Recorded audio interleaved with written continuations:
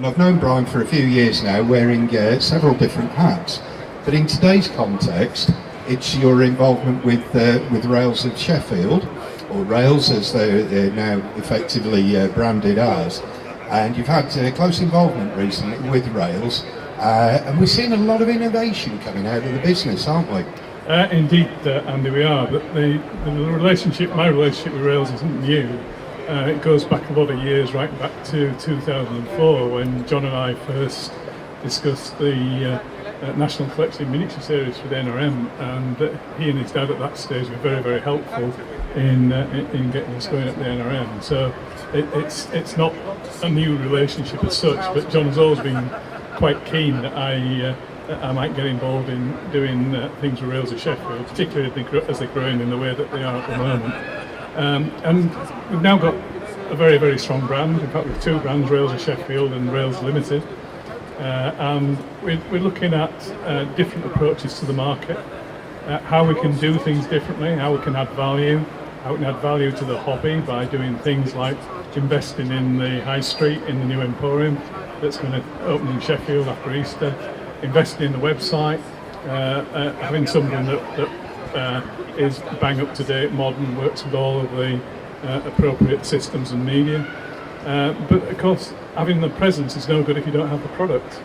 And what we've been developing for the last 12-18 months now, and you're starting to see it come through, because that's the kind of cycle it takes to get things onto the shelf, is a product range that's actually quite diverse. Yeah. So we've done the homework quite carefully. We've not rushed at anything too obvious.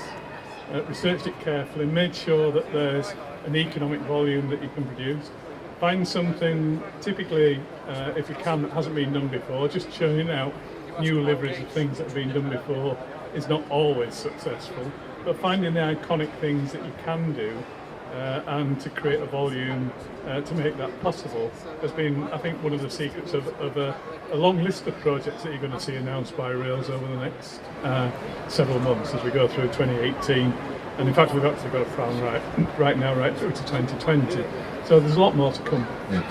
I was taking a look in the cabinet a little earlier, right down at the far end of Rails stand, and starting from the top, that you've got effectively re-liveries. The Bachmann 66 is in the maritime livery, plus the commemorative Poppy livery as well.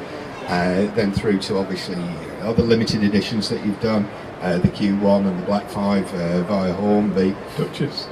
And the Duchess as well that you did, and they're not in the cabinet, they've all gone out. All sold. Yeah.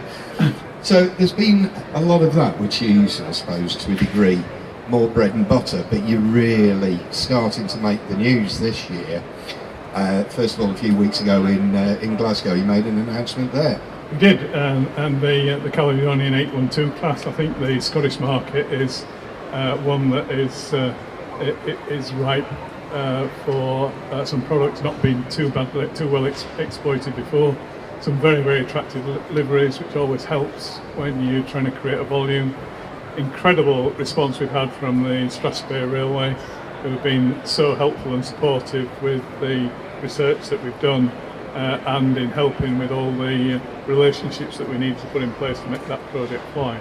Of course, that came on the back of something we announced last year, which was the dynamometer car with Rapido.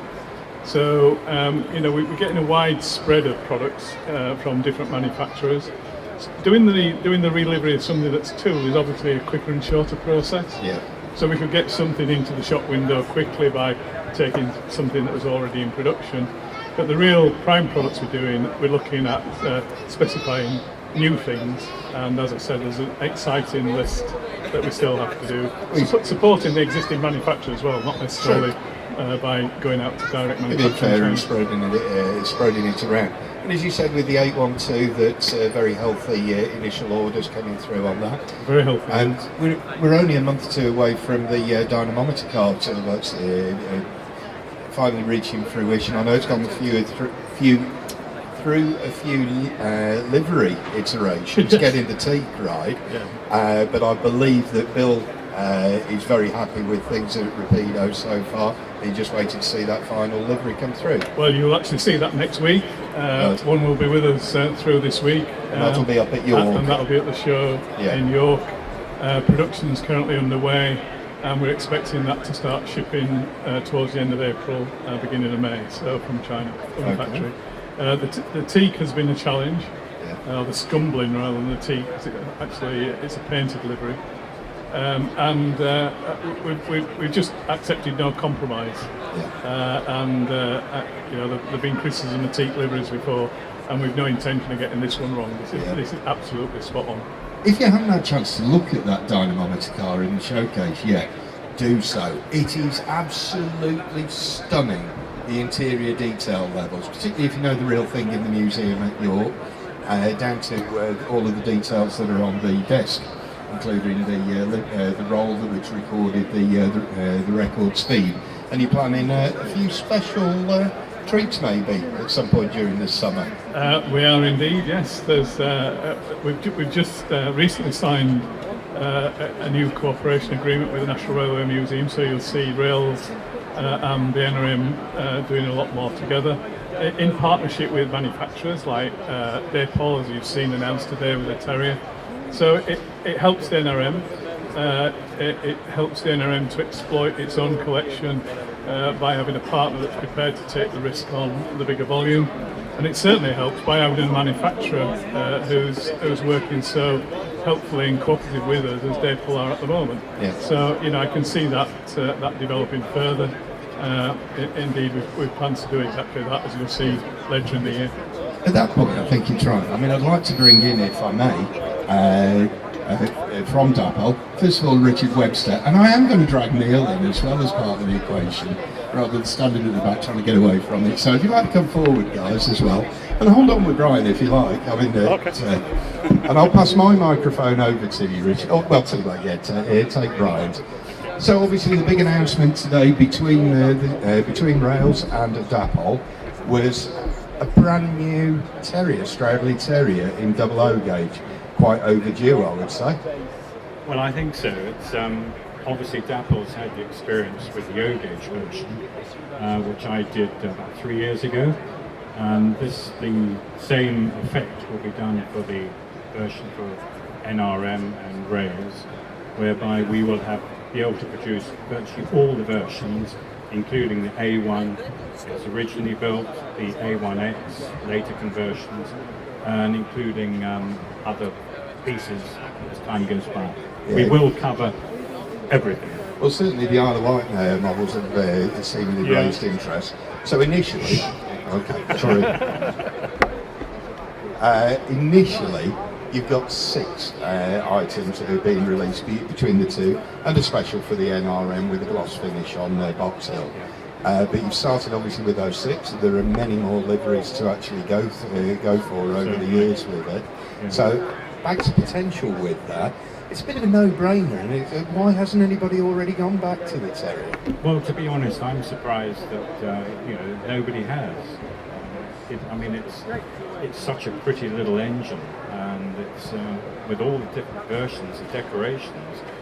It's a no-brainer for modern-day manufacturing. Yeah. I mean, obviously a 100-year history with the loco there as well. The only problem is getting the IEG right. Indeed. So we would obviously copy what's in Box Hill Museum to get it exactly right. Yeah.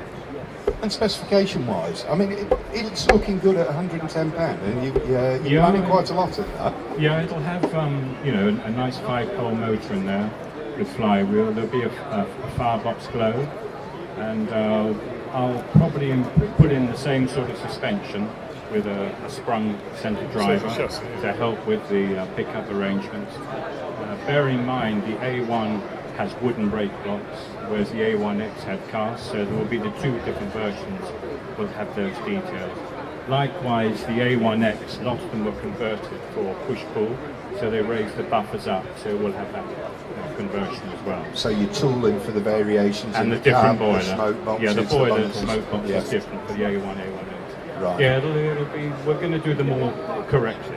Yeah, because the 40-year-old model was very much a one-size-fits-all, wasn't it? Yeah. So, Yeah, which is what you did in those days. But today, people like to have, an accurate representation of the prototype. we're Which is seeing what we some intend to do. fantastic pre-grouping logos, aren't we? I mean, at the present time, beautiful liveries, really attractive. It doesn't matter whether you model that railway, But on it's the just mantelpiece. eye-catching. Oh yeah.